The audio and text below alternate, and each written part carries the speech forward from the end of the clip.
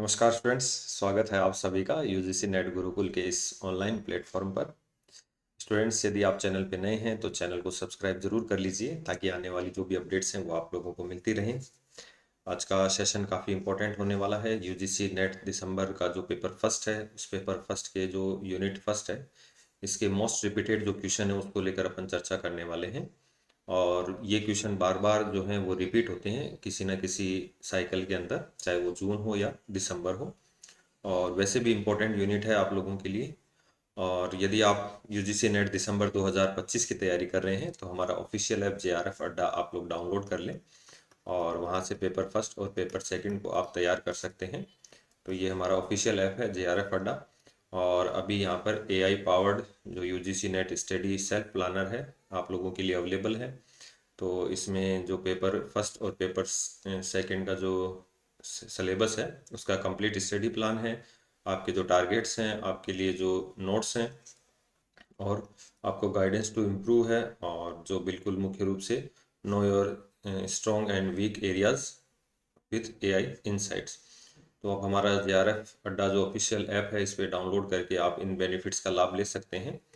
और ये जो पेपर फर्स्ट है उसको लेकर हमारा जो कोर्स है आप इसको भी परचेज कर सकते हैं, जिसमें आप लोगों के लिए स्टडी प्लान है, लाइव रिकॉर्डेड लेक्चर्स हैं, और डाउट क्लियर क्लासेज हैं, कॉम्प्रिहेंसिव नोट्स हैं, पीवाईक्यू हैं, मॉक टेस्ट हैं और रिवीजन क्लासेज हैं।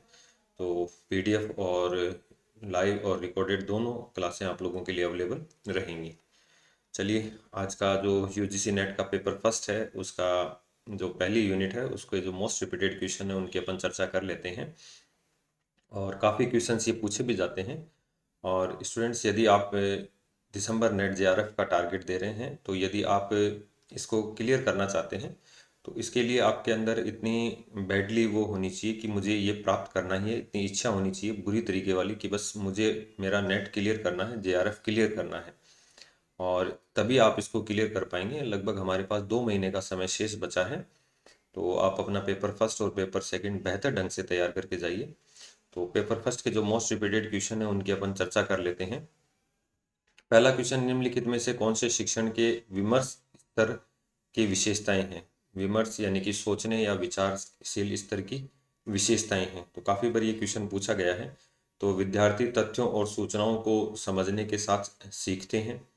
विषय को रटने के द्वारा सीखने के अतिरिक्त शिक्षण कुछ नहीं है। देखिए, ये तो बिल्कुल वैसे भी गलत हो जाएगा कि विषय को तो रटना है ही नहीं, कि विषय के रटने के अलावा सब कुछ शिक्षण है। और समस्या समाधान करने की योग्यता का विकास है, बिल्कुल। विद्यार्थी की मौलिक सोच और रचनात्मक योग्यताएं हैं। विद्यार्थी कड़े अनुशासन में रखे जाते और रटने पर जोर दिया जाता है। तो नीचे दिए गए विकल्पों में से सही उत्तर का चयन करना है। तो देखिए, इसमें अगर हम सही बात करें, विमर्श स्तर की बात कर रहा है, तो विद्यार्थी तथ्यों और सूचनाओं को समझने के द्वारा सीखते हैं, नहीं और भी ऑप्शंस होते हैं सीखने के लिए। समस्या समाधान करने की योग्यता का विकास होता है, बिल्कुल विमर्श से समस्या समाधान का विकास होता है।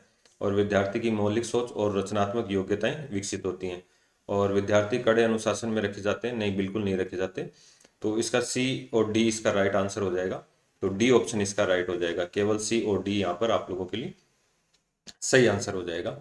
नेक्स्ट अपन बात करें, उस सिद्धांत का क्या नाम है जिसका कथन है कि विद्यार्थियों को न तो अति सरल कार्य से उबना चाहिए और न ही समझ में न आने वाले अध्यापन से कभी पीछे छोड़ देना चाहिए। तो देखिए, इसमें वो कह रहा है कि भाई अगर कोई सरल टॉपिक है तो आप उससे उब रहे हैं और कठिन टॉपिक है उससे भाग रहे हैं। तो ऐसी स्थिति में विद्यार्थी सफल नहीं हो पाते हैं। तो इसके लिए एक सिद्धांत दिया गया, वो जो सिद्धांत का नाम था मेल की समस्या। इसे क्या कहा गया? इसे मेल की समस्या कहा गया। इस कथन में कहा गया कि विद्यार्थियों को न तो अति सरल कार्यों से उबना चाहिए और न ही समझ में आने वाले कार्यों को पीछे छोड़ना चाहिए।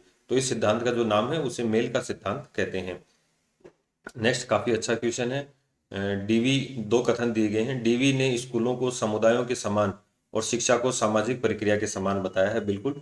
डीवी ने स्कूलों को तो समुदाय के समान और सामाजिक प्रक्रिया के शिक्षा को सामाजिक प्रक्रिया के समान बताया है।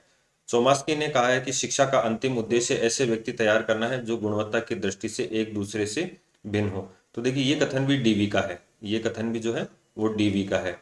तो ध्यान रखना, ये डीवी का है। तो यहाँ पर जो कथन एक तो सत्य है लेकिन कथन दो क्या हो जाएगा? असत्य हो जाएगा। तो इसका जो राइट आंसर हो जाएगा वो सी राइट आंसर हो जाएगा। इसका जो राइट आंसर है वो सी हो जाएगा। कथन एक तो सत्य है लेकिन दो क्या है, असत्य है। नेक्स्ट अपन बात करें निम्नलिखित में से कौन अधिगम की विशेषता नहीं है। अधिगम यानी कि सीखने, अधिगम का अर्थ क्या है, लर्नर, यानी कि सीखने की जो प्रक्रिया है वो विशेषता नहीं है। व्यवहार में परिवर्तन सापेक्षतः संवहनीय है, बिल्कुल राइट आंसर हो जाएगा। अधिगम में आवश्यक रूप से सुधार अंतर्निहित नहीं होता, ये भी जरूरी नहीं है कि आवश्यक रूप से सुधार हो। अधिगम में अनुभवों की पुनर्रचना संलग्न होती है, बिल्कुल। अधिगम सही दिशा में आवश्यक रूप से विकास को अंतर्निहित करता है। देखिए अधिगम जो है वो निरंतर चलने वाली प्रक्रिया है, जन्म से लेकर मृत्यु तक चलने वाली प्रक्रिया, हम कुछ ना कुछ सीखते रहते हैं। तो इसकी दिशा में आवश्यक रूप से विकास अंतर्निहित है, ये इसका राइट आंसर हो जाएगा। ऐसा नहीं होता, ये सतत प्रक्रिया है अधिगम।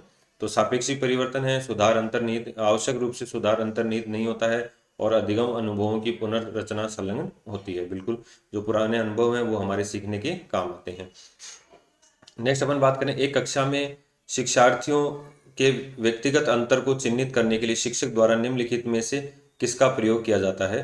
तो इसका जो डायरेक्ट आंसर हो जाएगा वो निर्माणात्मक आकलन हो जाएगा।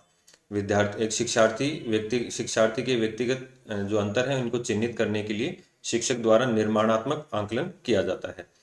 नेक्स्ट अपन बात करें कोल्सबर्ग का सिद्धांत है, काफी अच्छा और फेमस सिद्धांत है कोल्सबर्ग का, कि कोल्सबर्ग के नैतिक विकास के सिद्धांत में निम्नलिखित अवस्थाएं समाविष्ट हैं। तो एक तो देखिए आज्ञात्मक अभिमुखीकरण, बिल्कुल आज्ञात्मक अभिमुखीकरण। बौद्धिक निर्योग्यता अभिमुखीकरण नहीं है। पारितोषिक विनिमय अभिमुखीकरण है। कानून और व्यवस्था अभिमुखीकरण है।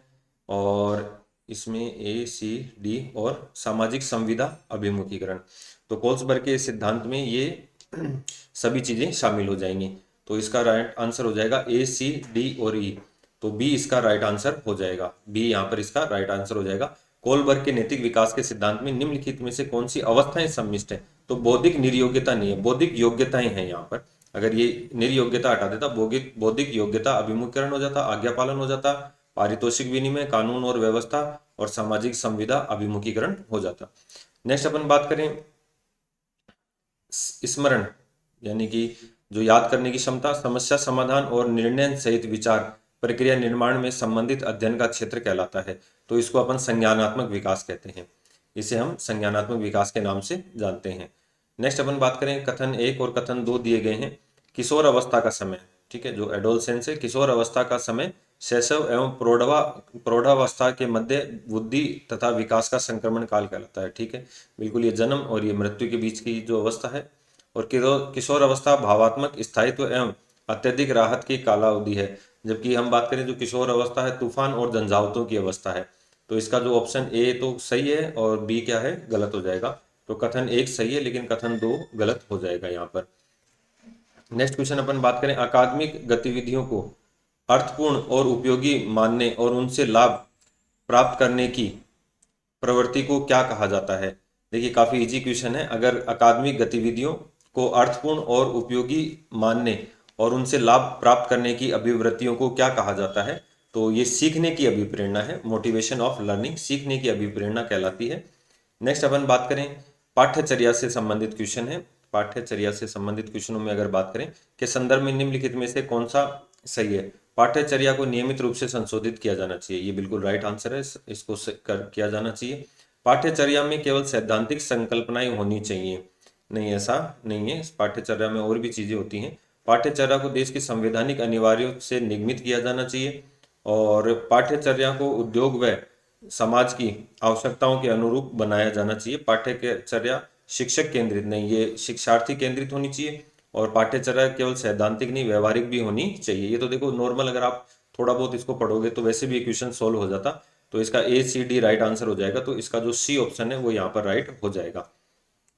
नेक्स्ट अपन बात करें, निम्नलिखित में से किस उपकरण का प्रयोग ऑनलाइन बुलेटिन बोर्ड बनाने के लिए किया जाता है जहां आप चित्र, पाठ, टेक्स्ट, वीडियो आदि के रूप में सूचना प्रदर्शित कर सकते हैं। तो इसका जो राइट आंसर हो जाएगा ये पैडलेट हो जाएगा। ये ध्यान रखना, ऑनलाइन बुलेटिन बोर्ड बनाने के लिए जहां चित्र, पाठ और वीडियो आदि के रूप में सूचना प्रदर्शित करते हैं इसे पैडलेट कहा जाता है। नेक्स्ट अपन बात करें, नीचे दिए गए विकल्पों में से कारकों की पहचान कीजिए जो शिक्षण की प्रभाविकता में योगदान नहीं देते हैं। मतलब शिक्षण की जो प्रभाविकता को नहीं बढ़ाते हैं, उसमें जो कारण है उसके पहचान करनी है। शिक्षक की सामाजिक आर्थिक पृष्ठभूमि, और छात्रों का प्रयत्न करने में शिक्षक का कौशल, विषय शिक्षक का विषय ज्ञान, और छात्रों के साथ शिक्षक का व्यक्तिगत संपर्क। तो देखिए, केवल छात्रों का जो शिक्षक का जो विषय का ज्ञान है, ये इसको शिक्षण को प्रभावित करते हैं, बाकी ये चीज़ें शिक्षण को प्रभावित नहीं करती हैं। तो इसका जो ए बी और डी ये डी इसका राइट आंसर हो जाएगा। शिक्षक में अगर योग्यता है तो सामाजिक आर्थिक पृष्ठभूमि ज़्यादा मायने नहीं रखती है। ठीक है, छात्रों का प्रयत्न करने में शिक्षक का कौशल नहीं, इससे कोई फर्क नहीं पड़ता है। व्यक्तिगत संपर्क से तो बिल्कुल ही कोई फर्क नहीं पड़ता है। जो फर्क पड़ेगा वो उसके जो ज्ञान है उसके आधार पर पड़ेगा। निम्नलिखित में से अध्यापन की किस पद्धति में छात्र को बिना किसी समस्या के अपने प्रयास द्वारा ही अपनी समस्या का उत्तर देना पड़ता है? तो काफी अच्छा क्वेश्चन है। इसमें स्वानुभविक ह्यूरिस्टिक जो पद्धति है, इसी के माध्यम से क्या होता है, इसमें छात्र को अपने जो है अपने जो समस्या का उत्तर है वो स्वयं अपने प्रयासों से देना पड़ता है, स्वयं अनुभवों के माध्यम से देना पड़ता है। तो आज के वीडियो में ये अपने मोस्ट इम्पोर्टेंट क्वेश्चन थे जो यूनिट फर्स्ट से पूछे जाते थे, और काफ़ी बार ये क्वेश्चन पूछे गए हैं। तो काफ़ी अच्छा सेशन है, इस सेशन को आप ज़रूर शेयर कीजिए। आपके जो भी क्वेश्चंस हैं, डाउट्स हैं, आप हमें कमेंट के माध्यम से बता सकते हैं। तो ऐसी ही जानकारियों के लिए यूजीसी नेट गुरुकुल चैनल को सब्सक्राइब करना ना भूलें। जुड़े रहें हमारे साथ। धन्यवाद।